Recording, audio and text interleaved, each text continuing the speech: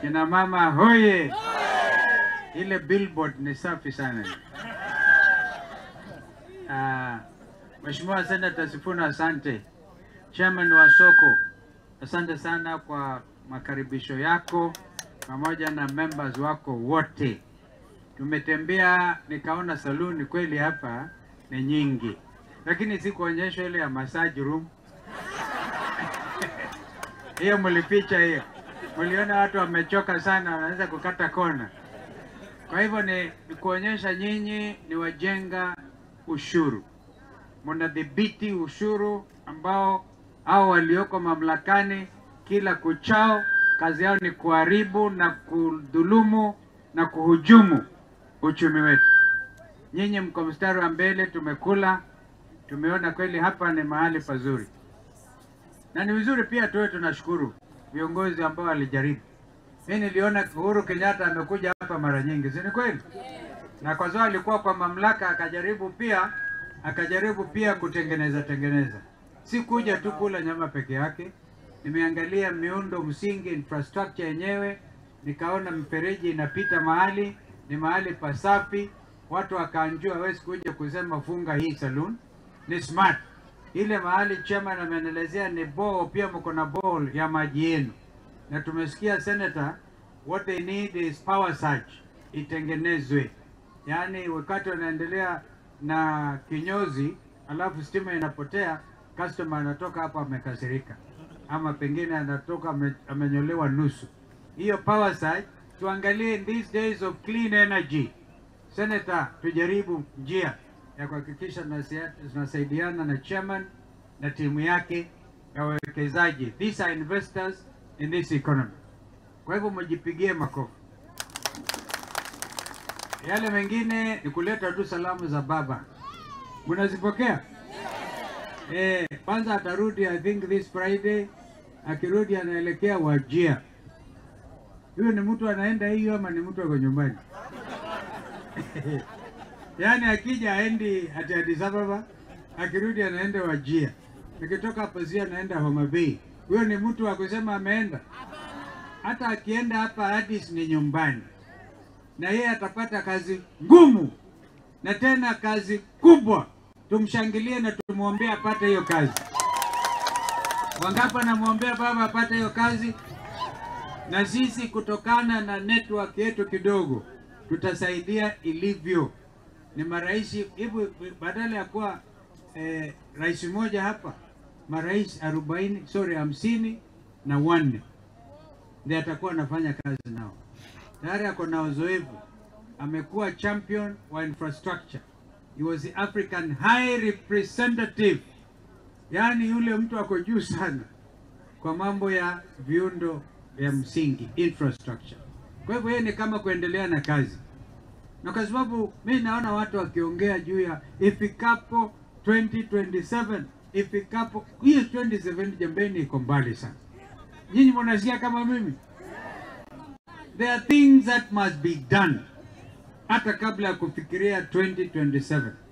Kwa mfano, Sifuna huyu na Wambua yake walijaribu national dialogue. Sifuna akaniambia alienda akakuta hiyo bei ya unga inaharibika na Mbului hawezi kuenda mahali hakuna unga na kula, akawacha hiyo maneno. Sasa tukachukulia mahali walikuwa, tukasukuma na tukakubaliana, na sasa ripoti iko kwa bunge ambayo itajadiliwa wiki ijayo. Nadhani kuanzia leo ni Jumapili, Jumanne. Watu wetu wa chonjo na hata wale wa Kenya kwanza, leo nitawasamehe, sitawaita Kenya kwisha. Sasa nataka wapitishe hiyo mswada. Wakipitisha basi baba na Uhuru na Ruto within 21 days watatengeneza team.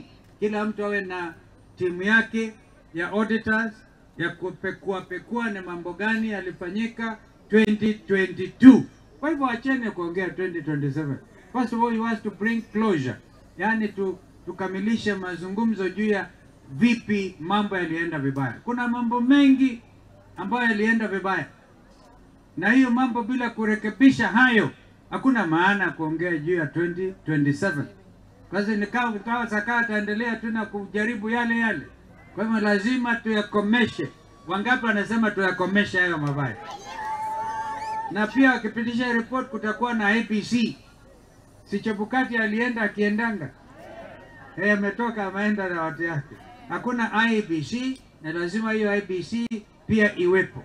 Kwanza tupanue ile inaitwa panelists ambao watachagua makamishna wa tume yenyewe. Badala ya 7 wawe watu 9. Hiyo kazi ni muhimu zaidi kwa sababu sasa hivi hakuna uchaguzi unaweza kuendelea Kenya hii bila kuwa na tume mpya. Hii ni kazi muhimu zaidi kabla ya kuzungumza juu ya 2027. Hiyo yameandikwa kwa sheria, naelewa mkizungumza juu yake. Lakini sheria huko ndani iko pia na maagizo mengine. Kuna provision. Kwa mfano, kama hao watu wakifanya dunia haiwezi kukalika, mtangojea 2027.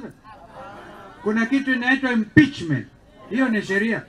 Na sitaki kwa impeachment, they can be impeached. So guys, don't you think about 2027. I say mambo ya 2027 hiyo ni lazima tuyakamilishe, tuyatatue 2024. Wangapi wananiunga mkono? Kwa hivyo ni kazi muhimu sana hii ya 2024. Baba anaenda kushikilia sisi huko na tunamuombea. Hatutaki, honestly tunataka afaulu. Because lazima yeye mwenyewe apply. Si unaona? Na kwa hivyo ndio tukasema jana, na washukuru kina Moses Kuria na wengine wamezungumza, hata huyo Malala wamezungumza, anasema wao watamuunga baba mkono kwa sababu they are looking at interest ya Kenya na sio interest ya Kenya kwanza ama ya Azimio. Baba amekuwa mkubwa kushinda mambo haya, tuampigieni makofi. Na kwa hivyo kazi iliyoko hapa ni kuhakikisheni nyinyi kwamba Azimio la Umoja One Kenya tuko imara.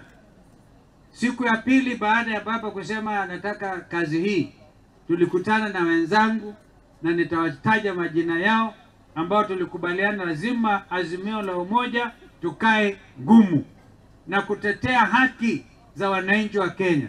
Wa kwanza, sister wetu Martha Karua ako pamoja nasi, tumpigie makofi. Ya pili, Hon Kalonzo Musyoka ambaye anaongea na nyinyi, anasema lazima tushikamane kabisa. Watatu, kiongozi wa DAP Eugene Wamalwa akasema lazima tushikane. Kiongozi wa Roots Party Wajackoyah akasema lazima tushikane pamoja. Nataka mwelewe Wajackoyah, mimi mwenyewe nilienda kwa ofisi yake. I was actually surprised. There's a very serious law practice. Anasimamia mambo ya international labor, immigration law. He's an expert. Kwa hivyo msione kama Wajackoyah ni mtu hivi. Ni sawa kabisa. Ako pamoja na sisi, atingiziki. Mheshimiwa Deputy Leader wa ODM ambaye ni chairman wa Azimio Executive Board na aliyekuwa senator wa Kakamega, alikuwa governor wa Kakamega mihula miwili, Wycliffe Ambetsa Oparanya ako pamoja na sisi. Nimewacha mtu yoyote hapo? Sifuna zindi huyu. Tena huyu Sifuna, let me be honest with you, I'll say this today mheshimiwa. Mnikubali niseme juu ya Sifuna leo. Kwanza mimi nilikuwa kwa bunge na anko wake ambaye Mungu ampumzishe vyema. Nilikuwa naye kwa bunge. Nimekuwa kwa bunge miaka mingi. Nilikuwa na anko ya Sifuna. Lakini nimewatch huyu kijana, wacha nimuite hivyo. Kama ni mtu mjasiri. Tumetoka hapa kwa kanisa langu ni Baptist Church.